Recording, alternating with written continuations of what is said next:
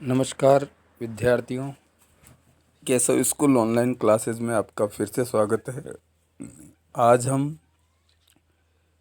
हिंदी के जो काव्य खंड है उसका दूसरा पाठ, और किताब के तौर पे देखें तो 10वां पाठ है ये, लेकिन काव्य खंड का दूसरा पाठ। पहला पाठ हमने कबीर पढ़ा, उसके बाद ये दूसरा पाठ है ललनद। कवयित्री है, एक कश्मीरी भाषा की लोकप्रिय कवयित्री रही है, संत कवयित्री रही है। ये ललनद नाम है इनका, ललनद याद रखें। तो इनका सबसे पहले हम कवि परिचय देखते हैं, कवयित्री परिचय देखते हैं। कवि का स्त्रीलिंग रूप है कवयित्री, तो कवयित्री परिचय हम देखते हैं। कश्मीरी भाषा की लोकप्रिय और संत कवयित्री ललनद का जन्म सन 1320 ईस्वी के लगभग कश्मीरी कश्मीर स्थित पामपोर के सिमपुर नामक गांव में हुआ था। तो इनका जो जन्म सन है याद रखें, सन 1320 ईस्वी के लगभग कश्मीर के पास स्थित है, कश्मीर में स्थित है पामपोर नामक स्थान, उसके सिमपुर नामक गांव में इनका जन्म हुआ था। इनके जीवन के बारे में प्रामाणिक जानकारी नहीं मिलती, यानी प्रमाण के साथ नहीं कहा जा सकता कि इनका जीवन किस तरह का रहा। तो इन प्रमाण के साथ जानकारी नहीं है, पुख्ता जानकारी नहीं मिली है। जो किंवदंतियाँ हैं, लोगों के द्वारा कही गई बातें हैं, उनके अनुसार इनका जन्म सन या इनके जीवन के बारे में जानकारी प्राप्त हुई है। ललनद को लल्लेश्वरी, लला, लल योगेश्वरी, ललारिफा आदि नामों से भी जाना जाता है। इनके अन्य नाम, जैसे एक व्यक्ति के बहुत सारे नाम होते हैं, वैसे इनके भी नाम है। ललनद को लल्लेश्वरी नाम से, लला नाम से, लल योगेश्वरी और ललारिफा आदि नामों के नाम से जाना जाता है। तो इन नाम याद रखें। इनके कौन कौन से नाम हैं? अन्य नाम लल्लेश्वरी, लला, लल योगेश्वरी, ललारिफा आदि नामों से जाना जाता है। इनका देहांत सन 1391 के आसपास माना जाता है। अब आगे बात करें इनके साहित्य की। ललनद की काव्यशैली को वाक कहा जाता है। जैसे काव्यशैली, जैसे कबीर लिखते हैं, दोहे लिखते हैं, तुलसीदास जी चौपाइयाँ लिखते हैं, दोहे लिखते हैं, सोरठे लिखते हैं।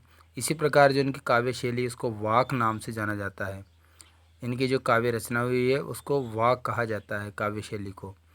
जिस तरह हिंदी में कबीर के दोहे प्रसिद्ध हैं, मीरा के पद प्रसिद्ध हैं, तुलसी की चौपाइयाँ प्रसिद्ध हैं और रसखान के सवैये प्रसिद्ध हैं, उसी तरह ललनद के वाक प्रसिद्ध हैं। ये याद रखने योग्य बातें हैं। जैसे मैंने अभी कुछ देर पहले बताया, हिंदी में कबीर के दोहे बहुत प्रसिद्ध हैं। मीरा के जो लिखे हुआ जो काव्य है वो मीरा के पद के नाम से जाना जाता है। तुलसीदास जी की चौपाइयाँ, जो रामचरितमानस उनका एक ग्रंथ है अवधी भाषा में लिखा हुआ, तो उसमें चौपाइयाँ आई है, तो चौपाइयाँ प्रसिद्ध है। और रसखान के सवैया नामक छंद का प्रयोग रसखान ने किया है, तो उनके कारण की प्रसिद्ध है। उसी प्रकार ललनद के जो वाक हैं वो प्रसिद्ध हैं। इनके वाकों के जरिए, अपने वाकों के जरिए उन्होंने जाति और धर्म की संकीर्णता से ऊपर उठकर भक्ति के ऐसे रास्ते पर चलने पर जोर दिया जिसका जुड़ाव जीवन से हो। यानी उन्होंने धार्मिक और जातिगत जो संकीर्णताएं हैं, जो रूढ़ियाँ चली आ रही है, उसे ऊपर उठकर भक्ति के ऐसे रास्ते पर चलने पर जोर दिया जिससे जीवन का जुड़ाव हो सके। उन्होंने धार्मिक आडंबरों का विरोध किया और प्रेम को सबसे बड़ा मूल्य बताया। जो जैसे कबीरदास जी ने धार्मिक आडंबरों का विरोध किया, उसी प्रकार ललनद ने भी धार्मिक आडंबरों का विरोध किया और प्रेम को सबसे मूल्यवान बताया, प्रेम को सबसे बड़ा मूल्य बताया। लोक जीवन के तत्वों से प्रेरित ललनद की रचनाओं में तत्कालीन पंडिताओं भाषा, संस्कृत और दरबार के बोझ में दबी फारसी के स्थान पर जनता की सरल भाषा का प्रयोग हुआ है। जो इनकी काव्य रचनाएं रही है उसमें जो पंडितों की भाषा कही गई है संस्कृत, उसको छोड़कर, और जो दरबारी कवियों के द्वारा फारसी भाषा का प्रयोग किया जाता था उस समय, उसको छोड़कर सरल भाषा का प्रयोग किया है ताकि आम जन उनके काव्य को समझ सके। यही कारण है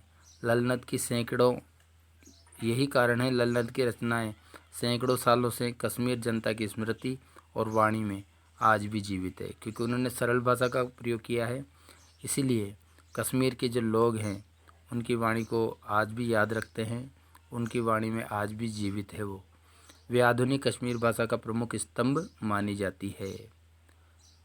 आगे चलें। विद्यार्थियों को भक्ति काल की व्यापक जन चेतना और उनके अखिल भारतीय स्वरूप को परिचित कराने के उद्देश्य से ये पाठ का जो भाग आएगा उसमें बताया गया है क्या क्या है। पहले अपन कवि परिचय की बात कर लेते हैं। तो इस कवि परिचय को आप अपनी कॉपी में उतारेंगे। ऐसे कैसे ही इसका पूरा कवि परिचय लिखने का तरीका मैंने आपको पहले ही बताया। इनकी रचनाओं का नाम इसमें नहीं दिया है, तो आप सारा कवि परिचय यहाँ से लेकर और यहाँ तक का कवि परिचय आप अपनी रजिस्टर में नोट करेंगे। साथ ही साथ कवि परिचय के साथ ही ये तो आपको नोट करना ही है। कवियत्री का नाम लिखेंगे, पहले पाठों की संख्या डालेंगे और इसके साथ साथ पहले जो काम करना है मैं बता देता हूँ कि आज क्या काम है। और ये जो कार्य है शब्दार्थ हैं इसके कुछ, ये यहाँ से लेकर के और नीचे तक जैसे शब्दार्थ है, ये यहाँ से लिखने शब्दार्थ अगर हमें याद होगा तो पाठ को हम बहुत अच्छी तरह से समझ पाएंगे। तो ये शब्दार्थ लिखने हैं। कुछ शब्दार्थों का अर्थ और याद भी रखने हैं। ये कुछ शब्दार्थों का अर्थ मैं बता देता हूँ यहाँ पर। जैसे वाक है, वाक किसे कहते हैं? वाक वाणी को कहते हैं। शब्द या कथन को कहते हैं। ये 4 पंक्तियों की गै रचना है। ये वाक शब्द का अर्थ भी आप जान पाएंगे। वाक यानी होता है वाणी, शब्द या कथन। यह 4 पंक्तियों की गै रचना होती है। 4 पंक्तियों में लिखा जाता है। जिस प्रकार दोहा जो होता है 2 पंक्तियों में होता है, उसी प्रकार चौपाई भी 2 पंक्तियों में होती है। इसी वाक को 4 पंक्तियों में लिखा जाता है और गै रचनाएं हैं, गाने योग्य रचनाएं हैं। ये एक शब्द आया इसमें कच्चे सकोरे। इस कच्चे सकोरे का स्वाभाविक, कच्चा सकोरा यानी मिट्टी का जो बर्तन होता है उसको स्वाभाविक रूप से कमज़ोर, उसको कहेंगे हम कच्चा सकोरा। या कच्चे रस्सी भी है, धागे की रस्सी कच्चे धागे की, कमज़ोर या नासवान सहारे, जिसके सहारे कमज़ोर या नासवान सहारे के अर्थ में आया है यहाँ पर। ये रस्सी कच्चे धागे की। नाव, जीवन रूपी नौका या जीवन रूपी नाव। आगे शब्दार्थ है सम। सम का अर्थ होता है अंतःकरण तथा बाह्य इंद्रियों का निग्रह। समभावी, समानता का भाव। खुलेगी सांकल बंद द्वार की। ये देखो पाठ में आएंगे सारे शब्द है। खुलेगी सांकल बंद द्वार की, इसका मतलब होगा चेतना व्यापक हो गया, मन मुक्त होगा, हमारा मन का विस्तार होगा। गई ना सीधी राह, जीवन के सांसारिक छल छद्मोशी के रास्ते पर चलती रही। सुषुम सेतु, ये नाम आया है एक, इसका अर्थ क्या है देखते हैं। सुषुम्नमा नाड़ी रूपी पुल। हठ योग में शरीर की 3 प्रधान नाड़ियों में से एक नाड़ी सुषुम्ना, जो नासिका के मध्य भाग ब्रह्मारंध में स्थित है।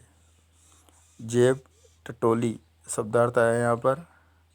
जेब टटोली, इसका अर्थ होगा यहाँ पर आत्मालोचन करना, खुद को स्वयं को देखना। कोड़ी न पाई, कोड़ी न पाई का मतलब होगा यहाँ पर कुछ भी प्राप्त नहीं हुआ। माझी यानी ईश्वर, गुरु या नाविक। उत्तराय सदकर्म रूपी मेहनताना। जलथल यानी सर्वत्र। शिव यानी ईश्वर और साहिब यानी स्वामी या ईश्वर। तो ये जो पाठ है उसमें ये शब्दार्थ हैं। इन शब्दार्थों को अच्छी तरह से हम याद करेंगे और शब्दों का अर्थ याद होगा तो पाठों को याद करने में, पाठ को पढ़ने में बहुत आसानी होगी। इसलिए पहले आप आज इस वीडियो के माध्यम से 2 काम करेंगे। पहला कार्य तो ये करेंगे कि इस पाठ जो ललनद कवियत्री है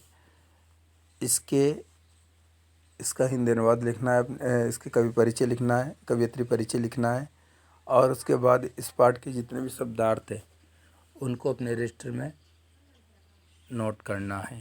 तो दोनों कार्य आज आपको करने हैं। सभी विद्यार्थी अपनी पढ़ाई पे ध्यान दें। टेस्ट बहुत कम विद्यार्थियों ने दिया है, तो टेस्ट की गति बढ़ाएं और अपना कार्य लगन और मेहनत के साथ करते रहें।